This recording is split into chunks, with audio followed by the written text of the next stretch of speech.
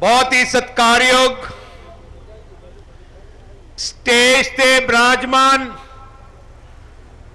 श्रोमणी Akali Dal Bharatiya Janata party की समूची leadership Gurdaspur parliament हल्के दे कोने कोने तो आए श्रोमणी अकाली दल बीजेपी दे वर्कर साहबान गज के फतेह बुलाओ। वाहिगुरु जी का खालसा वाहिगुरु जी की फतेह। सब तो पहले मैं सारे वर्करां नूं वधाई देना चाहना। मैं हुणे जो आया सी घट तो घट 5-5 किलोमीटर लंबे जाम लगे सी इथों पठानकोट तक ते इधरले पासे अमृतसर तक। जिन्ने लोग पंडाल इधर 3-4 गुना लोग अपने वर्कर पंडाल तो बाहर घूम रहे सी। असी माफी चाहने इन्ना इंतजाम नहीं कर सके क्योंकि समा घट सी।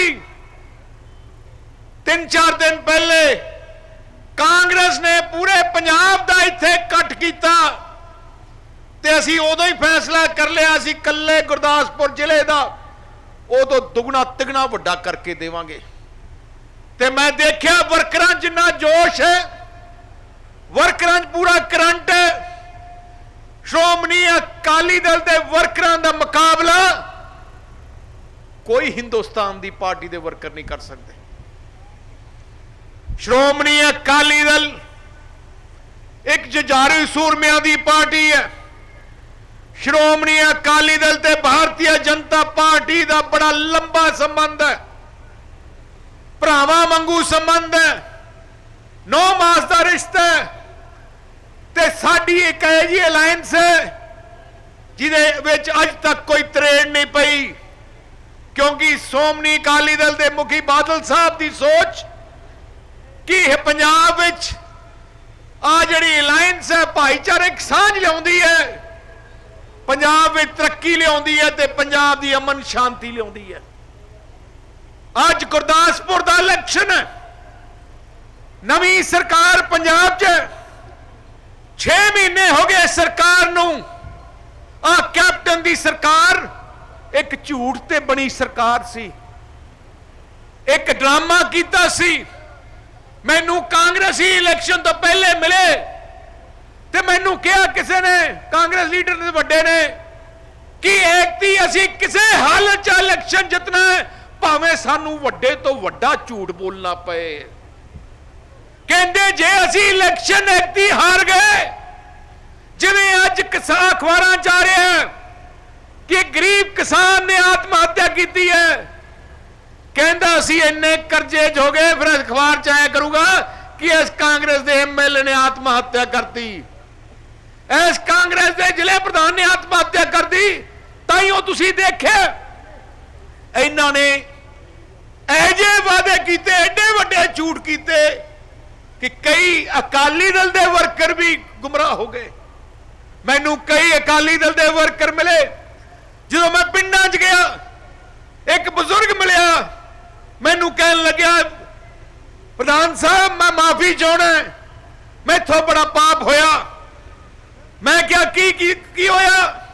कहता मेरा नौजवान बेटे ने मेरे ते प्रेशर पाया। उन्हें कहा बापू कैप्टन अमरिंदर सिंह ने कर्जा साडा माफ कर देना, कोई गल नहीं, एक बार तुसी आपां कांग्रेस नूं वोट पा दिए शायद अपना कर्जा माफ हो जाऊगा, तो अगली बार तो आपां अकालियां नूं पाई देनी है।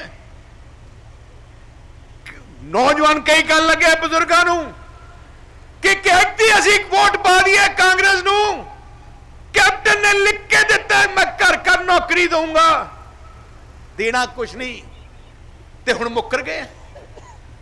पहले कैप्टन अमरिंदर सिंह कहता सी कि किसान भराओ कोई आड़तीए का कर्जा मोड़न की लोड़ नहीं, मैं मोड़ूंगा। कोई सरकारी बैंक का कर्जा मोड़न की लोड़ नहीं, मैं मोड़ूंगा। कोई प्राइवेट बैंक का कर्जा मोड़न की लोड़ नहीं, मैं मोड़ूंगा। 90,000 करोड़ कर्जा पंजाब का ते हुण कहंदे कि असीं 1500 करोड़ ऐकती मोड़ांगे। वो भी मोड़ांगे वो भी मोड़ना नहीं इन्होंने। आ तो हालात है। अज किते भी चले जाओ, सरकार नाम की कोई चीज नहीं। कहते खजाना खाली है। आज खजाना खाली कहते हैं, पिछले 10 सालों का कहते सी, पिछले 10 सालों का कहते सी कि पंजाब का खजाना अकाली दल ने खाली कर दिता। ते 10 सालों आज जिहड़ियां सड़कां बणियां, तुसीं पहले अमृतसर तो गुरदासपुर जांदे सी या अमृतसर तो पठानकोट जांदे सी, तुहाडीआं पक्खियां टुट जांदियां सी। अज पता लगदा कि पठानकोट किन्नी छेती पहुंच गया। ਇਹ ਜੀਆਂ 30-30 40-40 हज़ार करोड़ रुपया ला के असीं पंजाब दी सड़कां दा जाल बिछाया। खाली खजाने तो नहीं हो सकता। असीं बिजली पूरी कीती, घट तो घट 50,000 करोड़ रुपया खर्च के अज 24 घंटे बिजली है। असीं एयरपोर्ट बनाए करोड़ों रुपया ला के। मैं तुहानूं एक गल पुछदा, तुसीं चारों तरफ देख लो, जो कुछ भी बनिया उदों ही बने जो मुख्यमंत्री था प्रकाश सिंह बादल। जे माझे की धरती ते थीन डैम बनया बादल साहब ने बनाया। जे अमृतसर एयरपोर्ट बनया जाके नींह पत्थर देखो बादल साहब का। जे शाहपुर कंडी डैम बना रहे हो बादल साहब ने मंजूर किया। जे तुसी पिंड का कोई हस्पताल देखो, जे वाटर वर्क्स देखो, उदों ही बनया जो बादल साहब ने फैसला किया। आज जिन्नियां सहूलतां बादल साहब ने दित्तियां, मुख्यमंत्री बादल साहब का इको एक गल सी कि जो कहते सी पूरा करते सी। जे असीं कहा थोड़े बंबियां दे बिल माफ करांगे, असीं कीते। हर साल जे थोड़े बंबियां दे बिल ना माफ हुंदे 7,000 करोड़ रुपया तुसीं अपने जेब चों देना सी।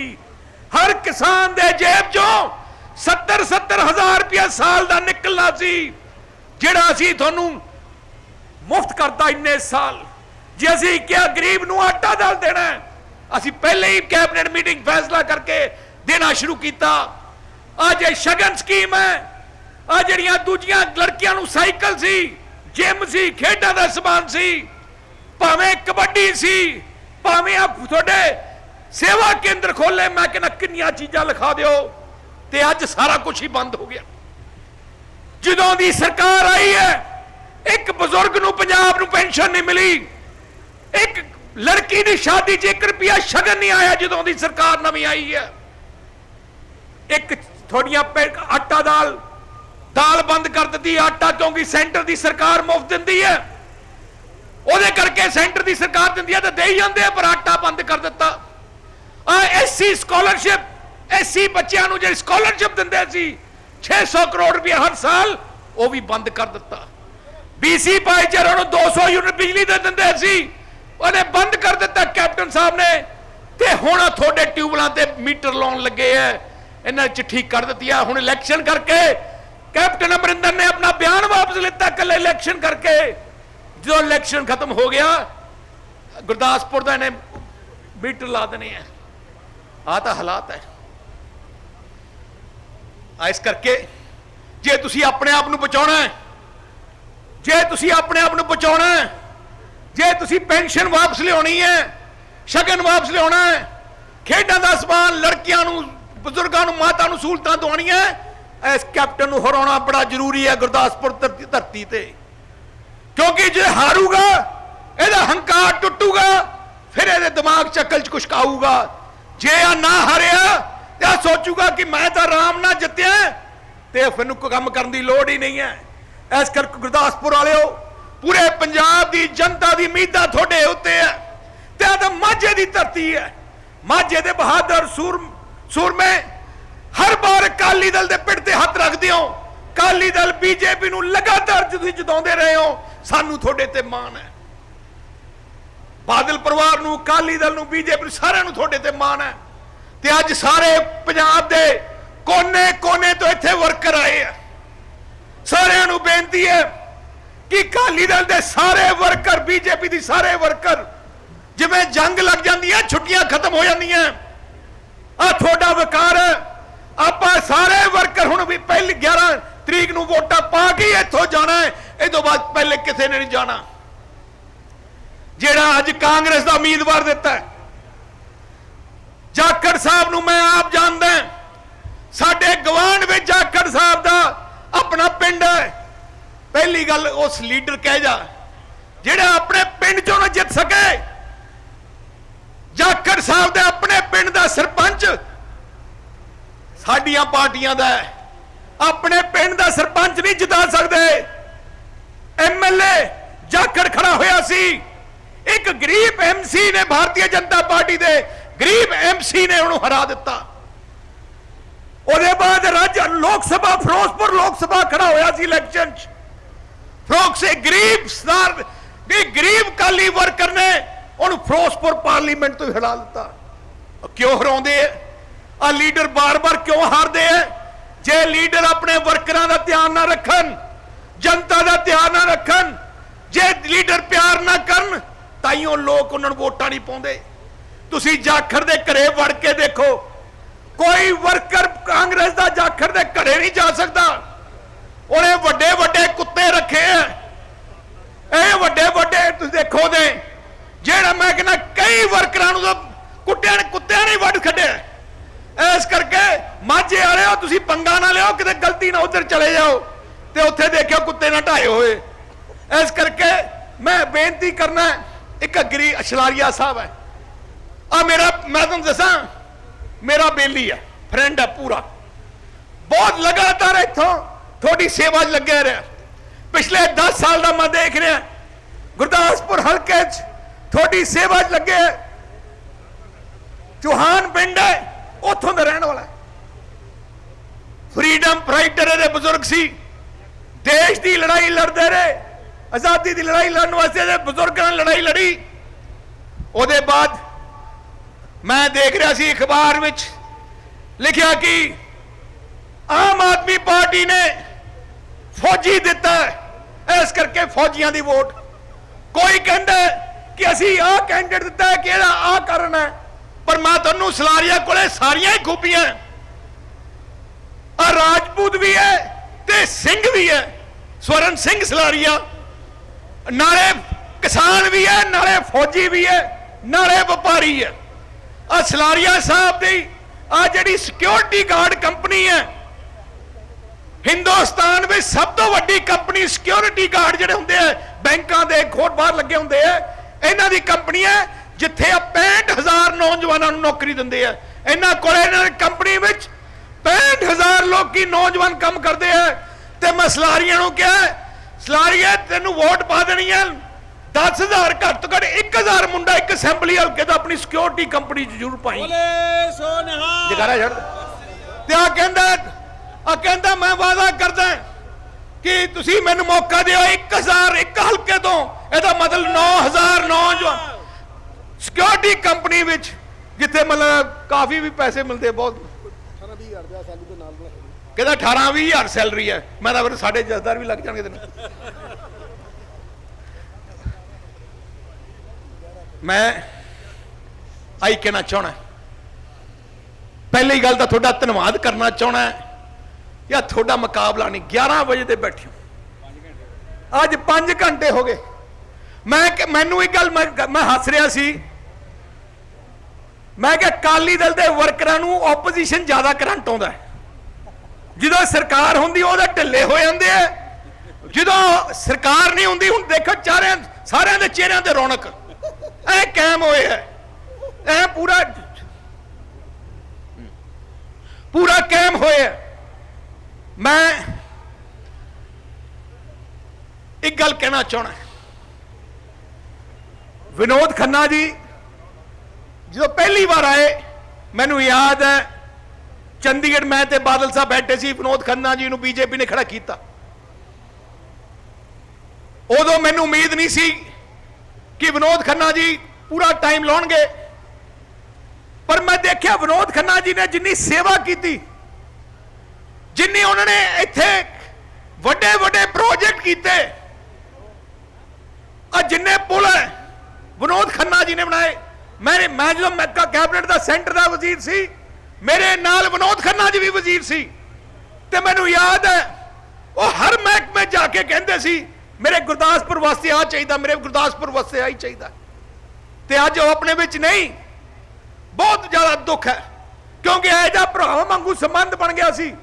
ਜਦੋਂ ਅਸੀਂ ਬੰਬਈ ਵੀ ਜਾਂਦਾ, ਮੈਂ ਉੱਥੇ ਇੰਡਸਟਰੀਅਲਿਸਟ ਇਕੱਠੇ ਕਰਦੇ, ਉਹਨਾਂ ਨੂੰ ਪ੍ਰੇਰਦੇ ਕਿ ਤੁਸੀਂ ਪੰਜਾਬ ਜਾ ਕੇ ਕਾਰਖਾਨੇ ਲਾਓ। ਉਹਨਾਂ ਦੀ ਸੋਚ ਸੀ। ਉਹ ਵੀ ਕੋਸ਼ਿਸ਼ ਕਰਦੇ ਸੀ ਕਿ ਗੁਰਦਾਸਪੁਰ 'ਚ ਵੀ ਆਪਾਂ ਪ੍ਰੋਜੈਕਟ ਲਾਈਏ। तो ਅੱਜ ਆਪਣੇ ਵਿੱਚ ਨਹੀਂ ਹੈ। ਤੇ ਮੈਂ ਕਹਿੰਦਾ ਅਕਾਲੀ ਦਲ ਬੀਜੇਪੀ ਦੀ ਸੱਚੀ ਸ਼ਰਧਾਂਜਲੀ ਉਹਨਾਂ ਨੂੰ ਹੋਊਗੀ ਕਿ ਆ ਸੀਟ ਉਹਨਾਂ ਦੇ ਬਾਅਦ ਬਸਲਾਰੀਆ ਜੀ ਨੂੰ ਜਿਤਾ ਕੇ ਸੱਚੀ ਸ਼ਰਧਾਂਜਲੀ ਉਹਨਾਂ ਨੂੰ ਪੇਂਟ ਕਰੀਏ। ਤੇ ਮੈਂ ਜਾਖੜ ਸਾਹਿਬ ਬਾਰੇ ਇੱਕ ਗੱਲ ਅਖੀਰ 'ਚ ਮੈਂ ਹੋਰ ਕਹਿਣਾ ਚਾਹਣਾ। ਅੱਜ ਜਦੋਂ ਮੈਂ ਪਿੰਡੋਂ ਆ ਰਿਹਾ ਸੀ ਹਵਾਈ ਜਹਾਜ਼ ਤੇ, ਪਠਾਨਕੋਟ ਹਵਾਈ ਜਹਾਜ਼ ਉਹਨਾਂ ਨੇ ਤਾਰ ਨਹੀਂ ਦਿੱਤਾ। ਉਹ ਸੋਚਦੇ ਸੀ ਕਿ ਸ਼ਾਇਦ ਲੇਟ ਹੋ ਜਾਣਗੇ, ਰੈਲੀ ਤੇ ਨਹੀਂ ਆ ਸਕਣਗੇ। ਫਿਰ ਅਸੀਂ ਕਿਵੇਂ ਨਾ ਕਿਵੇਂ ਅੰਮ੍ਰਿਤਸਰ ਮੈਂ ਉਤਰਿਆ। ਜਦੋਂ ਮੈਂ ਅੰਮ੍ਰਿਤਸਰ ਉਤਰਿਆ, ਮੇਰੇ ਕੋਲ ਗੱਡੀਆਂ ਤਾਂ ਹੈ ਨਹੀਂ ਸੀ, ਕਿਉਂਕਿ ਸਾਰੀਆਂ ਗੱਡੀਆਂ ਇੱਥੇ ਪਠਾਨਕੋਟ ਸੀ। ਤੇ ਮੈਂ 에ਅਰਪੋਰਟ ਤੇ ਬੈਠਾ, ਇੱਕ ਮੈਂ ਦੇਖਿਆ ਕਾਫੀ ਇਕੱਠ ਜਿਹਾ ਇੱਕ ਜਗ੍ਹਾ ਤੇ ਹੈ, ਕਾਫੀ ਲੋਕੀ ਕਿ ਬੰਦੇ ਨੂੰ ਛੱਡਣ ਆਏ ਹੈ। ਮੈਂ ਪੁੱਛਿਆ ਕਿ ਆ ਹੈ ਕੌਣ? ਕਹਿੰਦਾ ਜੀ ਬਹੁਤ ਵੱਡਾ ਪੰਡਤ ਹੈ ਜਿਹੜਾ ਉਹ ਇੱਥੇ ਆਇਆ ਸੀ, ਉਹ ਵਾਪਸ ਚੱਲਿਆ ਬੰਬਈ ਨੂੰ। ਮੈਂ ਜਾਂਦੇ ਜਾਂਦੇ ਮੈਂ ਕਿਹਾ ਸਤਿ ਸ੍ਰੀ ਅਕਾਲ ਪੰਡਤ ਜੀ, ਕੀ ਹਾਲ ਹੈ? ਮੈਨੂੰ ਕਹਿਣ ਲੱਗੇ ਕਿੱਥੇ ਚੱਲੇ ਹੋ? ਮੈਂ ਕਿਹਾ ਗੁਰਦਾਸਪੁਰ ਚੱਲੇ ਆ। ਮੈਨੂੰ ਕਹਿੰਦੇ ਤੁਸੀਂ ਜਿੱਤ ਜਾਣਾ। ਮੈਂ ਕਿਹਾ ਕਿਵੇਂ? ਕਹਿੰਦਾ ਜੀ ਮੈਂ ਸੁਨੀਲ ਜਾਖੜ ਦਾ ਤੇਵਾ ਦੇਖਿਆ, ਉਹਨੇ ਪੱਕਾ ਹਾਰਨਾ ਹੈ। ਉਹਦੇ ਟੇਵੇ 'ਚ ਹੀ ਲਿਖਿਆ। ਪੰਡਤ ਨੇ ਵੀ ਆਉਣ ਸਰ ਮੈਂ ਕਿਹਾ ਗੱਲ ਭੁੱਲ ਗਿਆ ਸੀ। ਮੈਂ ਕਿਹਾ ਜਾਂਦੇ ਕਹਿ ਵੀ ਜਾਵਾਂ। ਤੋ ਇਸ ਕਰਕੇ ਜਿਹਦੇ ਖਿਲਾਫ ਰੱਬੀ ਹੋਏ ਨਾ, ਉਹਨੂੰ ਕੋਈ ਜਿਤਾ ਨਹੀਂ ਸਕਦਾ। ਆ ਹੰਕਾਰੀ ਹੈ, ਆ ਜਾਖੜ ਹੰਕਾਰੀ ਹੈ। ਆ ਇਹਨਾਂ ਨੇ ਹੰਕਾਰ ਕਰਕੇ ਹੀ ਇੱਕ ਗਰੀਬ ਐਮਸੀ ਨੇ ਇਹਨੂੰ ਹਰਾਇਆ। ਇਹਦੇ ਹੰਕਾਰ ਕਰਕੇ ਹੀ ਆਪਣੇ ਪਿੰਡ ਦਾ ਸਰਪੰਚ ਨਹੀਂ ਬਣਾ ਸਕਿਆ, ਕਿਉਂਕਿ ਇਹਦੀ ਬੁੱਧੀ ਬੜੀ ਉਹਦੀ ਹੈ। ਔਰ ਇੰਨਾ ਵਰਕਰਾਂ ਨਾਲ ਧੱਕਾ ਕਰਦੇ ਆ। ਕੱਲੇ ਅਕਾਲੀ ਦਲ ਬੀਜੇਪੀ ਨਾਲ ਨਹੀਂ, ਆਪਣੀ ਪਾਰਟੀ ਦੇ ਵਰਕਰਾਂ ਨੂੰ ਨਹੀਂ ਮਿਲਦੇ। ਇਸ ਕਰਕੇ ਤੁਸੀਂ ਬਹੁਤ ਇੱਥੇ ਦੇਰ ਦੇ ਇੱਥੇ ਆਏ ਹੋ। ਮੈਂ ਸ਼੍ਰੋਮਣੀ ਅਕਾਲੀ ਦਲ ਦੀ ਸਮੁੱਚੀ ਵਰਕਰ ਬੇਨਤੀ ਕਰਦਾ ਕਿ ਉਹਨਾਂ ਜੰਗ ਤੁਸੀਂ ਲੜਨੀ ਹੈ। ਆ ਤੁਹਾਡੀ ਲੜਾਈ ਹੈ, ਅਕਾਲੀ ਦਲ ਦੇ ਹਰ ਵਰਕਰ ਦੀ ਲੜਾਈ ਹੈ, ਤੇ ਆਪਾਂ ਜਿੱਤ ਕੇ ਇੱਥੋਂ ਜਾਣਾ ਹੈ। ਵਾਹਿਗੁਰੂ ਜੀ ਕਾ ਖਾਲਸਾ, ਵਾਹਿਗੁਰੂ ਜੀ ਕੀ ਫਤਿਹ। ਬੋਲੇ